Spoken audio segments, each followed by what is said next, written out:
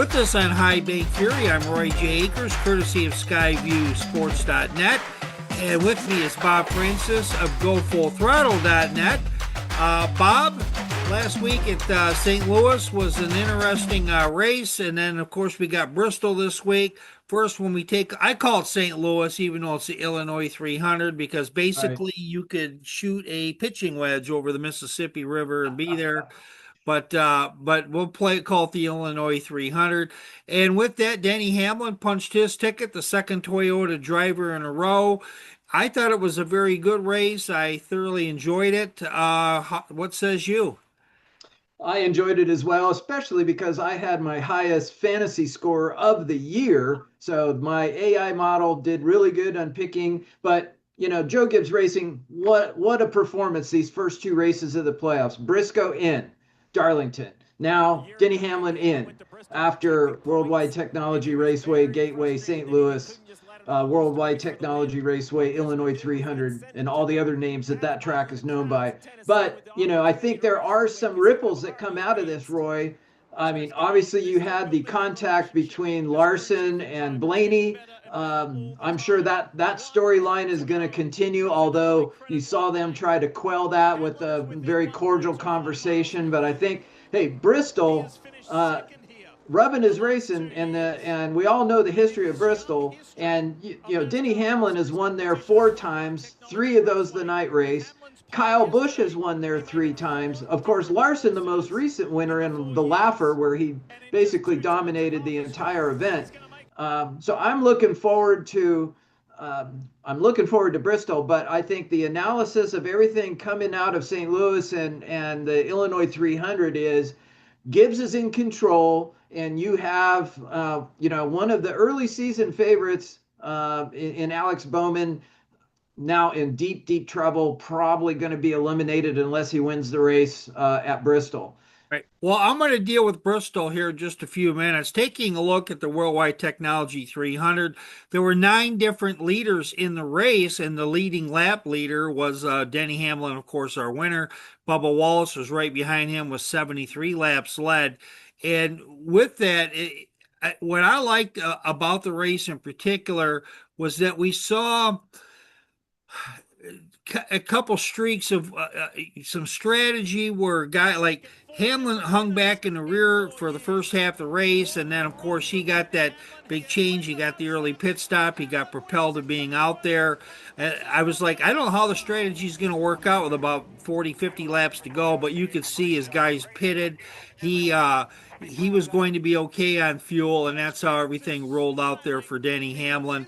And I thought things went out there very, very well for him. I found it interesting that Denny Hamlin, we have him in the green room. We're going to talk to him in a little bit, but I like after the race when he says, when they ask him, he says, "You got anything to say to the fans?"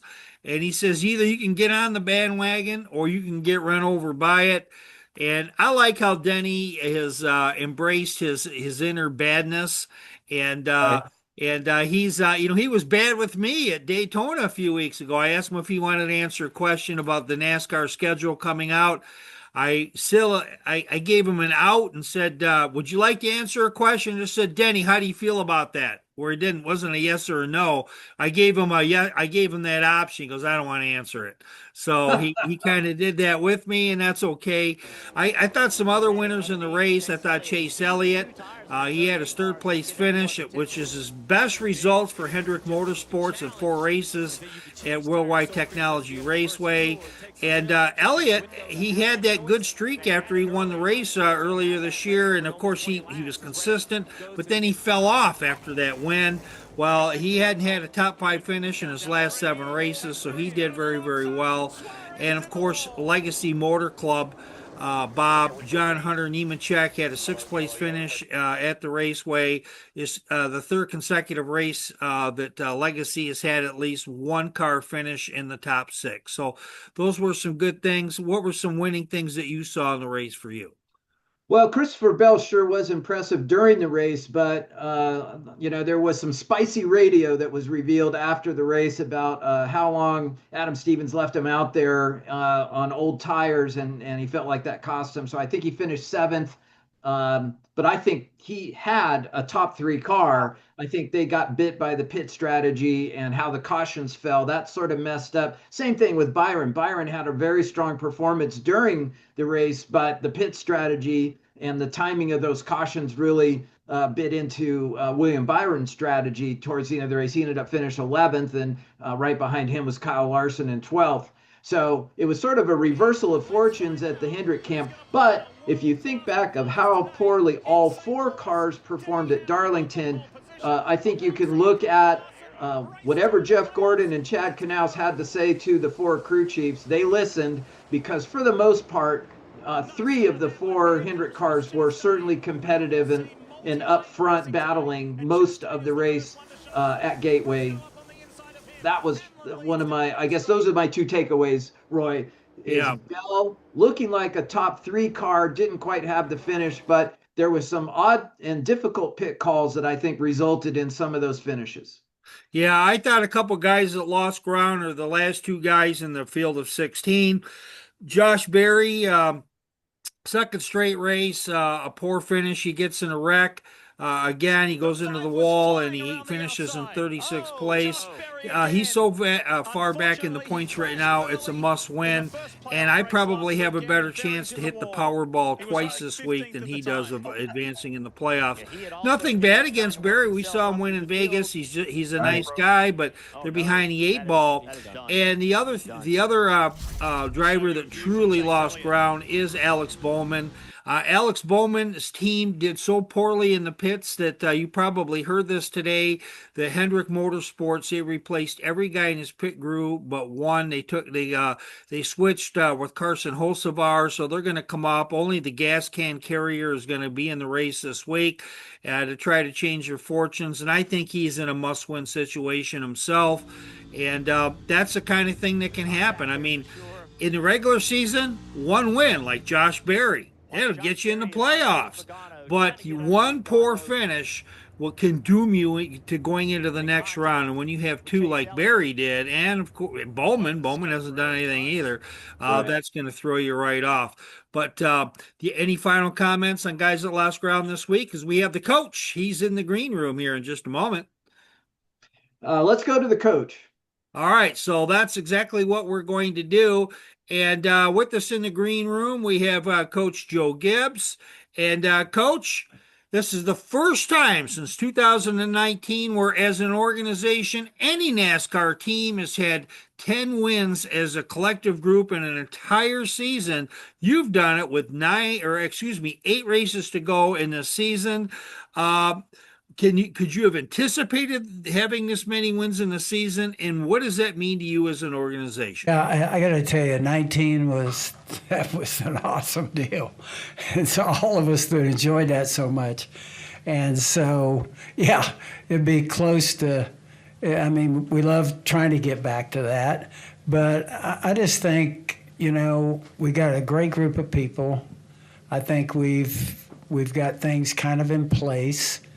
And I think we got 3 veteran cars in the playoffs, and then we got the 54 that we're building. So I think it's an exciting time for us. And I remember 19, we had four really studly deals, and it was great. So just excited to be able to get this many wins. It's a big deal for us. And Toyota. Thanks. Well, you heard him, Coach Gibbs, Bob, and he's just proud of his whole team. It's kind of like the kumbaya. Coach was going to say that. We ask him anyway because it does take an entire team of people that you never see in order to put these guys in the winner's circle. Yeah, I mean, multi-time Super Bowl champion, multi-time NASCAR organization champion. Coach Gibbs just lives leadership and inspiration. And so great to see him rally his team and drive that positive message forward, because it's going to get difficult here over these next few rounds, and they really want to get that championship this year. There's no doubt. And in the Toyota camp, in addition to Gibbs, you've got to be feeling good to see Legacy Motorsports and their 2 drivers with John Hunter and Eric Jones coming up and performing so well the last few weeks. So it looks really good if you're a Toyota fan. And with that, when we come back from our break, we are going to have the race winner, Denny Hamlin. And Denny, he's in the green room, but he's not going to talk about worldwide technology. He's already moving forward to Bristol, and we're going to have that for you next. It's Oscar, my dog. This is his little plushie, but we sell him at the merch trailer. We got him back in stock. We sold a few more than we thought right off the bat, but supports my foundation for the animal welfare side of things. All the proceeds and profits go back to the foundation for the animal welfare program. So back in stock this weekend. So yeah, if you get a chance to head out to the merch trailer, we got them back for him. This is Roy J. Akers for the High Bank Fury podcast. We are followed multiple times weekly where we talk to NASCAR drivers, cover stories, and those that shape the sport. This is not just another podcast. We get exclusive content, talk fantasy NASCAR racing, and spill the news before other media outlets drop their take. We are on all podcast channels, the YouTube channel, and can be found on skyviewsports.net. Check out High Bank Fury, the podcast, today. With us on High Bank Fury, we have Bob Francis from GoFullThrottle.net.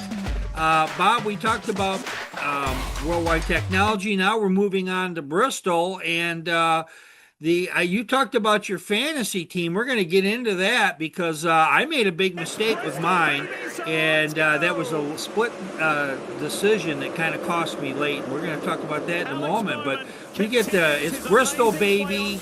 And we're going to go to the greatest coliseum in sports is still left. And what an exciting race week it's going to be. I'm excited that we're both going to be at the track this weekend, Roy. That's going to be a lot of fun. It's always great when you get to see it, smell it. I've had the opportunity to be at the night race a number of times, and I can't wait to be back there reporting for GoFullThrottle.net and working with you. It's going to be great.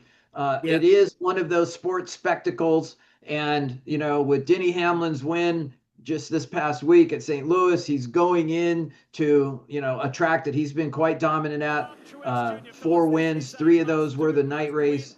Kyle Busch, I've said this every week. Is this the week that Busch gets back in victory lane? Well, he does have 3 wins at Bristol. Yeah. And with that, we talked to Denny Hamlin. Denny, we got you out of the green room right now. It's obvious that, that after your win, you've got 5 wins on the season, the first time since 2020 that you've had as many as 5 wins in a season. Is your playoff approach going to the round of 12? Is it trying to get more playoff points going ahead, or are you focused on this race? What's going on in the mind of Denny Hamlin? I mean, I would love to get 60 at Bristol. That would be fantastic. I'm not going to change my preparation for Bristol. All this win did was just add work to the week because it allows us to now get ahead to the next round. But there's no way I'm willing to go to Bristol compromising my normal routine. And I feel as though it being locked in isn't. I don't know how many are locked in to the next round. Just 2. Is there guys that are way up? So, yeah, I mean, you cannot race Bristol thinking about points. If you do, you can finish pretty good, but you're not going to win the race because you have to run that track 10/10 at all times. You're pushing it on the edge. We're going to be up against the wall, and it's just the people that chase points or have to chase points is not going to be able to push it to the edge like they need to win at that track. So I think there's a small group of us that have an advantage now going into next week because that's what it takes to win there. And certainly Chase, myself, Larson, and others, are going to be able to go all out. And that's just a massive advantage. It's hard for me to put it in words. You can tell, Bob, that Denny Hamlin has a "it's Bristol, baby" attitude because he believes he can fully get career win number 60 at Bristol. And why not? You mentioned all the wins he's had in the last 7 races. He has 3 victories at this track. And if you had him at WWT, you better have him at Bristol. And Hamlin is on a roll right now. Yeah, I think that momentum, that positive energy that Coach Gibbs talked about in the clip with him, driving the organization forward. And again, that leadership displayed not only by Coach Gibbs from the organization, but Denny Hamlin as one of the most veteran drivers in the organization, coming off that huge win, and just overall for the season, strong momentum sets him up well for this weekend at Bristol. Yeah. Taking a look at this particular race, a lot of the drivers that I had in my lineup in fantasy are going to return. About half of them will, including Kyle Larson, who has 2 victories at this track. He won at this night race last year. You got to have Hamlin in there. For me, I think now this is this is the first look at it, look. Right. But I got Christopher Bell, Chase Elliott, Chris Buescher, and I'm going to go with Ty Gibbs because Gibbs has a very strong record at this track. And you'll notice that my last 2 guys, Chris Buescher and Ty Gibbs, are not in the playoffs. I am burning through Denny Hamlin and Kyle Larson after this race. They'll only have 2 starts left in the next 7 if they get that far. But these guys are just so solid at these tracks. And I know that with Charlotte coming up and a few other racetracks, I can probably bench them for a little bit as Byron Bell and some other guys come up. What says you? Yeah, I concur totally. I think that the data says, yeah, you got to play them this week, even if you've already used them a few weeks. There's a W out there, and all those points to be collected, and I think momentum is a true element to weigh in overall. The way we evaluate our picks. You can look at the data all day long, but there's a weighting, as we would call in data science, for the intangibles. And when you have the momentum that a Denny Hamlin does, that's pretty hard to keep him out this week, hoping that down the road there's a track that suits him just as well. We know his record at Bristol, and I concur. Got to play Denny this week. I like Larson. I think your call on Chris Buescher is great. He's always very aggressive, loves the short track, loves the high bank. That's a great pick. And Ty Gibbs, another one of those Kyle Busch sort of stories of we see the potential. The organization is doing well. The other Gibbs cars are doing so well. And Ty Gibbs, especially when he drove in the Xfinity Series, absolutely dominated Bristol. I do look for him to be a strong player this week. And here's where I made my mistake last week. As you know, if you play the NASCAR.com platform, I put Chase Briscoe on my bench because he was down. I had to figure out who I was going to take out. I left Chad. I knew Kyle Larson was initially on my bench. That was never going to happen. He was going to be my 6th man. I was just waiting for someone to falter. So I brought him in, and I instead of taking out Ross Chastain, I did take out Chase Briscoe. That cost me 28 points. I had 199. I could have had 227 for that particular team, and that would have been like my 4th highest point total of the season. And my highest point total was kind of like yours, Talladega. You got busted down to 50 points. I was at like 275. Right. I went down to 150, and it was like, oh my goodness, and it was all because of DQs. All right, everybody, that's the first show. And in our second show, we're going to have some driver interviews for you. We look forward to bringing you that. We're going to find out about a new NASCAR documentary coming out by NASCAR Films called Rising. That's coming out. We're also going to have Austin Cindric, and he's going to talk about what it was like when he felt like he was a belonging driver in NASCAR. We're going to have that for you next. Bob Francis, where can we find your work? We're on GoFullThrottle.net, on the web, on the app. Look forward to interacting with you there. All right, so we're going to do that, and stay tuned for all our shows. We've had a lot of great ones. Bob and I, we had Christopher Bell sitting right in between us just a couple of weeks ago. We're going to have even more of those kinds of things coming up in the future. But right now, our other episodes, stay tuned.